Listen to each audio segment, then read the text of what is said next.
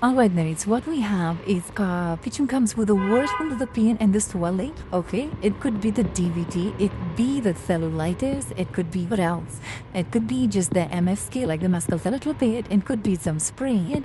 Let's see what we have. Okay, so the patient is on a warfarin, that means it is like the DVT. So we have this is the INR. The ideal INR should be like 2 to 3. But our INR is like the subtherapeutic. What are we going to do next? Okay, so we did the ultrasound and it was the thrombus from this vein has come to this plate. It was like the worst. What are you going to do? We know that replace it with a 10A. Where is the 10A? This is the 10A, so we're going to replace it with that.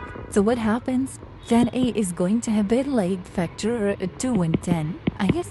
So yeah, it is like as good as Warfarin. It takes like 2 to 4 hours to work. It doesn't need to maintain iron. It doesn't need to maintain your foot. It doesn't need to taper off with the having. It is like as good as that.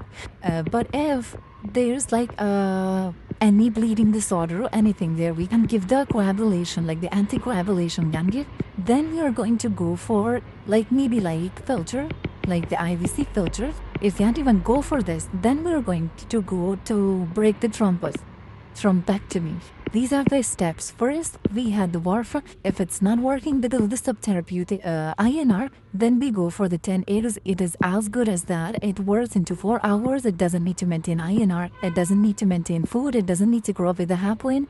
But if we have any bleeding or anywhere we can't give the anticoagulant, then we might go for IVC filter. If then turns out like even worse, then we go for the thrombectomy. Aspirin, no use. We already have discussed that. It is also of no use. So yeah,